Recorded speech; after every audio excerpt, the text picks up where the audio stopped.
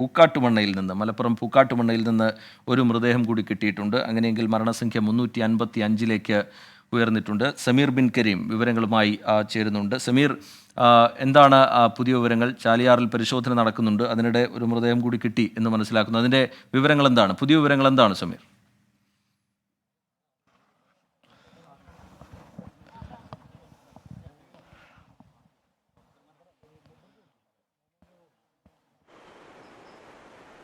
Pookottumanna regulator cum ബ്രിഡ്ജിന് സമീപത്ത് നിന്നാണ് ഇപ്പോൾ ഒരു മൃതദേഹം കൂടി കണ്ടെത്തിയിരിക്കുന്നത്.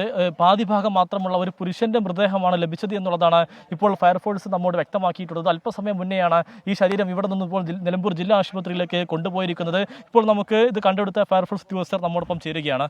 ഒരു ബോഡി കൂടി കണ്ടെത്തിയല്ലേ? ഒരു ബോഡിയുടെ പകുതി ഭാഗം കിട്ടിയിട്ടുള്ളൂ. അത് ഈ റെഗുലേറ്റർ ബ്രിഡ്ജിൻ്റെ അടുത്ത് നിന്ന് ഏകദേശം പടിഞ്ഞാറ് ഭാഗത്തേക്ക് ഒരു 75 മീറ്റർ മാറിയിട്ട് വെള്ളത്തിൽ പകുതി മുങ്ങിയ അവസ്ഥയിലായിരുന്നു. ബോഡിയുടെ കൈഭാഗം മാത്രം മണ്ണിൽ മൂടിയ അവസ്ഥയിലാണ് ഉണ്ടായിരുന്നത്. ഈ പുരുഷനാണോ സ്ത്രീയാണോ എന്നൊക്കെ മനസ്സിലാവുന്നുണ്ടോ? മുടി കണ്ടിട്ട് നമുക്ക് പുരുഷനാണെന്നാണ് തോന്നുന്നത്, അല്ലാതെ വ്യക്തമാവില്ല. ഇനിയിപ്പോൾ ഈ തെരച്ചിൽ ഇവിടെ തന്നെയാണ് തുടരുന്നത്? എങ്ങനെയാണ്?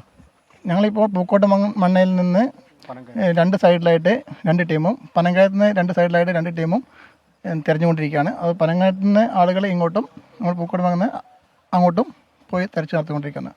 മൊത്തം 27 അംഗങ്ങളുള്ള ടീമാണ് ഉള്ളത്. ഈ കഴിഞ്ഞ ദിവസങ്ങളിലും ഇവിടെ നിന്ന് ശരീരങ്ങൾ കണ്ടെത്തിയിരുന്നു തോന്നുന്നല്ലേ? കഴിഞ്ഞ ദിവസം ഇതിന് താഴെ ഭാഗത്തുനിന്നായിട്ട് ശരീരങ്ങൾ കണ്ടെത്തിയിട്ടുണ്ടായിരുന്നു. റിജിത്ത്, ഇപ്പോൾ ആ ബോഡി കണ്ടെടുത്ത ഉദ്യോഗസ്ഥരാണ് നമ്മളുമായി സംസാരിച്ചത്. അവർ പറയുന്നത് ഒരു പാതി മാത്രമുള്ള ഒരു പുരുഷന്റെ ശരീരമാണ് ലഭിച്ചത് എന്നുള്ളതാണ്. അല്പസമയം മുന്നേ നിലമ്പൂർ ജില്ലാ ആശുപത്രിയിൽ കൊണ്ടുപോകുകയും ചെയ്തിട്ടുണ്ട്.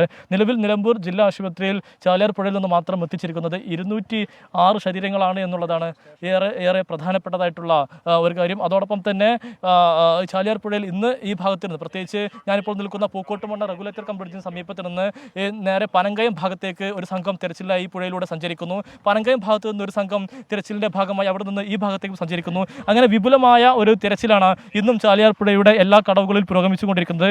ഇപ്പോൾ ആ ശരീരം ആംബുലൻസിൽ കയറ്റി ജില്ലാ ആശുപത്രിയിലേക്ക് എത്തിയതിനു ശേഷം ഈ ഫയർഫോഴ്സിന്റെയും ഒപ്പം തന്നെ സിവിൽ ഡിഫൻസിന്റെയും പോലീസിന്റെയും ഒക്കെ തന്നെ സംഘം വീണ്ടും തിരച്ചിലിനായി പുഴയിലേക്ക് പോകുന്നു എന്നുള്ളതാണ് നമുക്ക് ദൃശ്യങ്ങളിൽ നിന്ന് കാണാൻ കഴിയുന്നത്.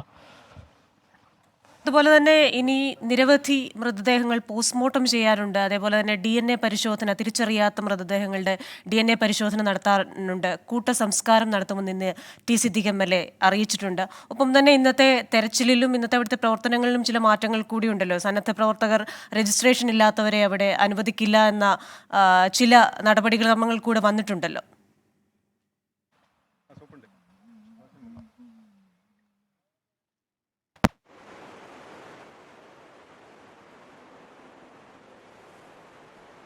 ബിൻ കരീമാണ് ആ വിവരങ്ങൾ നൽകിക്കൊണ്ടിരിക്കുന്നത്. ഏറ്റവും ഒടുവിലായി പൂക്കാട്ടുമണ്ണയിൽ നിന്ന് ചാലിയാറിന്റെ തീരത്ത് നിന്ന് ഒരു മൃതദേഹം കൂടി കണ്ടെത്തിയിരിക്കുന്നു. അത് ശരീരഭാഗമാണ്, പുരുഷൻ്റേതാണ് എന്നാണ് സംശയിക്കുന്നത് എന്നാണ് അവിടെയുള്ള ദൗത്യ സംഘത്തിൽപ്പെട്ട ആളുകൾ പറഞ്ഞത്. ചാലിയാർ പുഴയാണ് ഇന്നത്തെ തെരച്ചിലിൻ്റെ ഒരു ഫോക്കസ് എന്ന് നമുക്ക് പറയേണ്ടി വരും. അതിവിപുലമായ സംവിധാനങ്ങൾ ഉപയോഗിച്ചുകൊണ്ട്, കൂടുതൽ അംഗങ്ങളെ ഉപയോഗിച്ചുകൊണ്ടുള്ള തെരച്ചിലാണ് ഇന്ന് അവിടെ നടക്കുന്നത്. നേരത്തെ നമുക്കറിയാം, ഈ ദുരന്തം നടന്നതിൻ്റെ പിറ്റേ ദിനം മുതൽ ചാലിയാറിൻ്റെ തീരങ്ങളിൽ കിലോമീറ്ററുകളോളം പരിശോധന നടക്കുന്നുണ്ട്. സാധ്യമായ സംവിധാനങ്ങളെല്ലാം അതിനുപയോഗപ്പെടുത്തുന്നുണ്ട്. ബോട്ടുകൾ ഉപയോഗിച്ചുള്ള തിരച്ചിൽ നമ്മൾ കണ്ടു കഴിഞ്ഞ ദിവസങ്ങളിൽ. അതുപോലെ ചെറു തോണികളിലുള്ള തിരച്ചിൽ, പുഴയിൽ ഇറങ്ങിയുള്ള തിരച്ചിലൊക്കെ കഴിഞ്ഞ ദിവസങ്ങളിൽ നമ്മൾ കണ്ടതാണ്.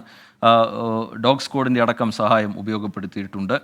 ഇങ്ങനെ ഓരോ ദിവസവും മൃതദേഹങ്ങൾ, ശരീരഭാഗങ്ങളൊക്കെ എത്തുന്ന പശ്ചാത്തലത്തിൽ കിലോമീറ്ററുകളോളം പരിശോധന പോലീസിൻ്റെ നേതൃത്വത്തിലാണ് അത് നടക്കുന്നത്. മറ്റ് സംവിധാനങ്ങളും അതിനുപയോഗപ്പെടുത്തുന്നുണ്ട്. അതിനിടയിൽ നിന്നാണ് ഇപ്പോൾ ഒരു മൃതദേഹത്തിൻ്റെ ഭാഗം കൂടി കണ്ടെത്തിയിരിക്കുന്നു എന്നുള്ള വിവരം പുറത്തു വന്നത്. നിലമ്പൂർ ആശുപത്രിയിലേക്ക് ആ മൃതദേഹം കൊണ്ടുപോയിട്ടുണ്ട് എന്നാണ് സമീർ പറഞ്ഞത്. ഇപ്പോൾ പ്രേക്ഷകർ ചൂരൽമലയിൽ നിന്നുള്ള തത്സമയ ദൃശ്യങ്ങളാണ് കാണുന്നത്. മന്ത്രിമാരടക്കം അവിടേക്ക് എത്തിയിട്ടുണ്ട്. ശ്രീകുമാരൻ ഏറ്റവും പുതിയ വിവരങ്ങളുമായി നമുക്കൊപ്പം ചേരും. ശ്രീത്തിലേക്ക് അല്പസമയത്തിനകം തന്നെ എത്താം. അതെ, വയനാട് തെരച്ചിൽ 6ാം ദിവസവും തുടരുകയാണ്. ചാലിയാറിലും വനമേഖലയിലും ആണ് ഇന്ന് തെരച്ചിൽ പുരോഗമിക്കുന്നത്. ഐബോട്ട് ഡ്രോണുകൾ ഉപയോഗിച്ച് ഇന്ന് തെരച്ചിൽ നടത്തും. ഒപ്പം തന്നെ 355 മരണസംഖ്യ. ഇന്നിപ്പോൾ പൂക്കോട്ടുമണ്ണയിൽ നിന്ന് ഒരു മൃതദേഹം കൂടെ ലഭിക്കുന്നുണ്ട്. അത് ശരീരഭാഗം മാത്രമാണ്. അത് പുരുഷൻ്റേതാണെന്നാണ് അവരുടെ ഒരു പ്രാഥമിക നിഗമനം.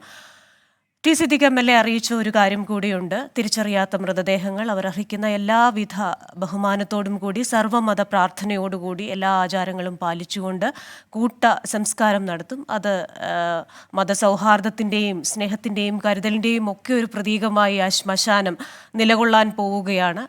ഇന്നിപ്പോൾ ചാലിയാറിലും വനമേഖലയിലും സമീപത്തുള്ള മറ്റ് പ്രദേശങ്ങളിലുമൊക്കെ ഐബോട്ട് ഡ്രോണുകൾ ഉപയോഗിച്ചുള്ള തെരച്ചിൽ തുടരുകയാണ്. NDRF സംഘമുണ്ട്, പോലീസുണ്ട്, ഫയർഫോഴ്സുണ്ട്. ഒത്തൊരുമിച്ചുള്ള ഒരു പ്രവർത്തനമാണ് അവിടെ ഇന്ന് നടക്കുന്നത്. 6ാം ദിവസവും ഒട്ടും വിശ്രമിക്കാതെ ഓരോ സംഘങ്ങളും തെരച്ചിൽ നടത്തുന്നു. ഇന്ന് വന്ന മറ്റൊരു വാർത്ത, സന്നദ്ധ പ്രവർത്തകർക്ക് ഭക്ഷണം ലഭിക്കുന്നില്ല എന്നതാണ്. പലരും ഈ സമയമായിട്ടും ഭക്ഷണം കഴിക്കാത്തവരുണ്ട്.